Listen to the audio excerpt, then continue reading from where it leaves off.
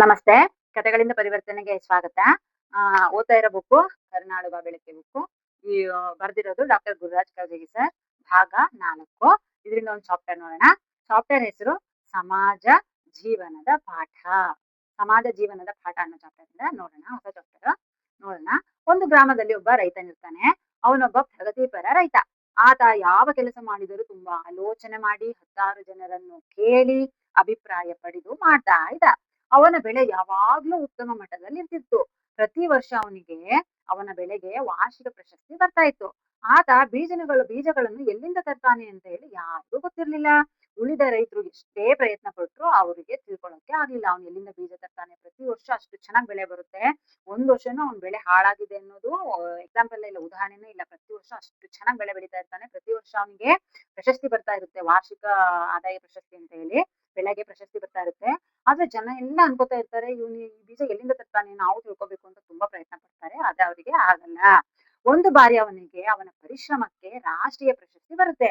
ಪ್ರಶಸ್ತಿ ಬಂದ ತಕ್ಷಣ ಇದು ಯಾರು ಪತ್ರಿಕಾ ವರದಿಗಾರರು ಅವನ ಸಂದರ್ಶನ ನಡೆಸಕ್ ಶುರು ಮಾಡ್ತಾರೆ. ಆಗ ಒಬ್ಬ ಪತ್ರಕರ್ತೆ ಕೇಳ್ತಾರೆ ರೈತನನ್ನ, ಪ್ರತಿ ವರ್ಷ ನೀವು ವಿಶೇಷವಾದ ಪ್ರಶಸ್ತಿ ಪಡೆದುಕೊಳ್ತೀರಿ, ಇದರ ಗುಟ್ಟೇನು ಅಂತ ಹೇಳಿ ಒಬ್ರು ರಿಪೋರ್ಟರ್ ಕೇಳ್ತಾರೆ. ಪ್ರತಿ ವರ್ಷ ನೀವು ಇಷ್ಟು ಉತ್ತಮ ಬೆಳೆ ಬೆಳಿತೀರಲ್ಲ, ಹೇಗೆ ಅಂತ ಹೇಳಿ ಅವರು ಕೇಳ್ತಾರೆ. ಆತ ಮೂರ್ನಕ್ಕು ಹೇಳ್ತಾರೆ. ರೈತ ಒಂದ್ ನಗ್ತಾರೆ, ಸ್ಮೈಲ್ ಕೊಟ್ಟು ಹೇಳ್ತಾರೆ, ಕೃಷಿಯಲ್ಲಿ ಪ್ರಶಸ್ತಿ ಬರಬೇಕೆಂದರೆ ಒಂದೇ ಕಾರಣ, ಅದು ಸತತ ಪರಿಶ್ರಮ. ಅದರಲ್ಲಿ ನನಗೆ ಸದಾ ನಂಬಿಕೆ ಇದೆ, ಅದೇ ನನ್ನನ್ನು ರಕ್ಷಿಸ್ತಾ ಇರೋದು.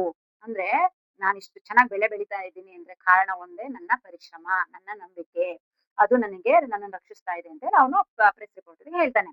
ಆಕೆ ಮತ್ತೆ ಕೇಳ್ತಾಳೆ, ಪರಿಶ್ರಮವೇನು ಎಲ್ಲ ರೈತರು ಮಾಡ್ತಾರೆ, ಅದ್ರಲ್ಲಿ ಏನ್ ಸ್ಪೆಷಲ್ ಇದೆ, ನೀವ್ ಹೆಂಗ್ ಕಷ್ಟಪಟ್ಟು ದುಡಿತೀರೋ ಎಲ್ಲ ರೈತರು ಕಷ್ಟಪಟ್ಟು ದುಡಿತಾರೆ. ಆದ್ರೆ ಅವ್ರಿಗೆ ಆ ಫಲ ಸಿಗಲ್ಲ, ಪ್ರತಿಫಲ ಸಿಗಲ್ಲ, ನಿಮಗ್ ಮಾತ್ರ ಯಾಕೆ ಇಷ್ಟೊಂದು ಫಲ ಸಿಗ್ತಾ ಇದೆ? ನೀವು ಎಲ್ಲಿಂದನೋ ಬೀಜ ಎಲ್ಲೋ ಹುಡ್ಕೊಂಡ್ ತಗೊಬರ್ತೀರಂತ, ಹೌದಾ ಅಂತ ಹೇಳಿ ಕೇಳ್ತಾಳೆ. ಹೌದು, ನಾನು 4-6 ಕಡೆಗೆ ವಿಚಾರ ಮಾಡಿ ನಮ್ಮ ತರಹದೇ ಭೂಮಿಯಲ್ಲಿ ಅತ್ಯಂತ ಹೆಚ್ಚು ಬೆಳೆದವರ ಮನೆಗೆ ಹೋಗಿ ವಿಚಾರ ಮಾಡಿ ಮಾತನಾಡಿ ಬೀಜ ತರ್ತೀನಿ. ಅಲ್ಲದೆ ನನ್ನ ಹೊಲದ ಸುತ್ತಮುತ್ತ ಇರುವ ಎಲ್ಲಾ ಹೊಲಗಳ ಯಜಮಾನರಿಗೂ ಈ ಬೀಜಗಳನ್ನು ಪುಕ್ಕಟೆಯಾಗಿ ನೀಡುತ್ತೇನೆ ಅಂತ ಹೇಳಿ ಆ ರೈತ ಹೇಳ್ತಾನೆ. ಆಕೆಗೆ ಭಾರಿ ಆಶ್ಚರ್ಯ ಆಗುತ್ತೆ. ಇದು ವಿಚಿತ್ರವಲ್ಲವೇ? ನೀವು ಕಷ್ಟಪಟ್ಟು ಮುತುವರ್ಜಿ ವಹಿಸಿ ತನ್ನ ಬೀಜಗಳನ್ನು ಯಾಕೆ ನೀವು ಹಂಚುತ್ತೀರಿ?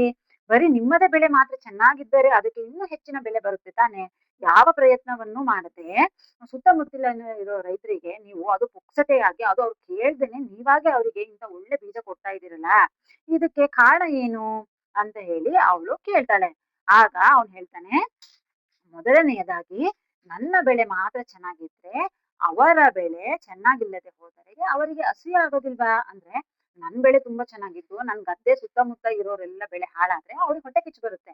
ಹೊಟ್ಟೆ ಕಿಚ್ಚು ಬಂತು ಅಂದ್ರೆ ಏನ್ ಮಾಡ್ತಾರೆ? ಅವರು ನನ್ನ ಹೊಲದಲ್ಲಿ ದನಗಳನ್ನು ನುಗ್ಗಿಸ್ಬೋದು ಅಥವಾ ಬೆಂಕಿ ಹಾಕ್ಬೋದು ಅಲ್ವಾ? ಆಮೇಲೆ ಎರಡನೇ ಕಾರಣ ಬಹು ಮುಖ್ಯವಾದದ್ದು, ನನ್ನ ಬೆಳೆ ಎದೆ ಎತ್ತರಕ್ಕೆ ಬೆಳೆದು ನಿಂತಾಗ, ಹೂ ಬಿಟ್ಟಾಗ ಗಾಳಿ ಜೋರ ಬೀಸುತ್ತೆ. ಗಾಳಿ ಬೀಸಿದಾಗ ನನ್ನ ಬೆಳೆಗಳ ಹೂಗಳ ಪರಾಗ ಪರಾಗ ಕಣಗಳು ಪಕ್ಕದ ಬೆಳೆಯ ಹೂಗಳ ಮೇಲೆ ಬೀಳುತ್ತವೆ, ಫಲಿತಗೊಳ್ಳುತ್ತವೆ. ಅಂತೆಯೇ ಅವರು ಮತ್ತೆ ಅದೇ ತರ ಈಗ ಜೋರ ಗಾಳಿ ಬೀಸಕ್ ಶುರು ಮಾಡಿದ್ರೆ ನನ್ನ ಅಂದ್ರೆ ಸುತ್ತ ಇರೋದೆಲ್ಲ ಸಣ್ಣ ಬೆಳೆದಿರುತ್ತೆ, ಅಂದ್ರೆ ಚೆನ್ನಾಗಿ ಬೆಳೆದಿರಲ್ಲ, ಫಲವತ್ತಾಗಿ ಬೆಳೆದಿರಲ್ಲ ಸುತ್ತ ಇರೋ ಭೂಮಿ ಇದು ಬೆಳೆಗಳು. ಅಷ್ಟು ಸುತ್ತ ಇರೋ ಬೆಳೆಗಳ ಮಧ್ಯೆ ನನ್ನ ಬೆಳೆ ತುಂಬಾ ಚೆನ್ನಾಗಿ ಬೆಳೆದು ಎತ್ತರಕ್ಕೆ ನಿಂತ್ಕೊಂಡ್ರೆ ಗಾಳಿ ಜೋರಾಗಿ ಬೀಸಿದ್ರೆ ನನ್ನ ಬೆಳೆಯಲ್ಲಿರ್ತಕ್ಕಂತ ಹೂವಿನ ಅದ್ರಲ್ಲಿರ್ತಕ್ಕಂತ ಸಣ್ಣ ಪುಟ್ಟ ಇದು ಏನಿರುತ್ತೆ ಅದೆಲ್ಲ ಸುತ್ತ ಇರೋ ಗದ್ದೆಗಳಿಗೆ ಗಾಳಿಗೆ ಅವ್ರ ಗದ್ದೆಗೆ ಹರಡತ್ತೆ. ಅದೇ ರೀತಿನೇ ಅವ್ರ ಬೆಳೆ ಹಾಳಾಗಿರುತ್ತೆ ಆಲ್ರೆಡಿ, ನನ್ ಬೆಳೆ ತುಂಬಾ ಚೆನ್ನಾಗಿರುತ್ತೆ. ಅವಾಗ ಅವ್ರ ಬೆಳೆಯಲ್ಲಿರ್ತಕ್ಕಂತ ಅಂದ್ರೆ ಬೇಡದೆ ಇದ್ದಿದ್ದು ಏನಿದೆ, ಅವ್ರ ಬೆಳೆ ಹಾಳಾಗೋಕೆ ಏನೇನ್ ಕಾರಣ ಇದೆ ಅಲ್ಲ, ಅದೆಲ್ಲ ಬಂದು ನನ್ ಬೆಳೆಗಳ ಮೇಲೆ ಕೂರುತ್ತೆ ಅಲ್ವಾ? ಆಗ ಅವ್ರ ಬೆಳೆ ಹಾಳಾದಂಗೆ ನನ್ ಬೆಳೆನು ಆಬ್ವಿಯಸ್ಲಿ ಹಾಳಾಗೇ ಆಗುತ್ತೆ. ಅದಕ್ಕೋಸ್ಕರ ನಾನು ನನ್ನ ಬೆಳೆ ಚೆನ್ನಾಗಿರ್ಬೇಕು ಅನ್ನೋ ಒಂದೇ ಕಾರಣಕ್ಕೆ ನಾನು ಅವರಿಗೆಲ್ಲರಿಗೂ ಬೀಜಗಳನ್ನ ಕೊಡ್ತೀನಿ. ಆಗ ಪರಾಗಸ್ಪರ್ಶವಾದರೂ ನನ್ನ ಬೆಳೆ ಕೆಡುವುದಿಲ್ಲ. ಆದ್ದರಿಂದ ನಾನು ಒಳ್ಳೆಯ ಬೆಳೆ ತೆಗೆಯಬೇಕಾದರೆ ನನ್ನ ಸುತ್ತಮುತ್ತಲಿನವರು ಒಳ್ಳೆಯ ಬೆಳೆ ತೆಗೆಯುವುದು ಅನಿವಾರ್ಯ. ಅವ್ರ ಆಲೋಚನೆ ಎಷ್ಟು ಚೆನ್ನಾಗಿದೆ, ಅದ್ಭುತವಾಗಿದೆ ನೋಡಿ. ನಾನು ನನ್ ಬೆಳೆ ಚೆನ್ನಾಗಿರ್ಬೇಕು ಅಂದ್ರೆ ನನ್ ಸುತ್ತಮುತ್ತ ಇರ್ತಕ್ಕಂಥ ಬೆಳೆ ಚೆನ್ನಾಗಿದ್ರೆ ಮಾತ್ರ ನನ್ ಬೆಳೆ ಚೆನ್ನಾಗಿರೋಕ್ ಸಾಧ್ಯ.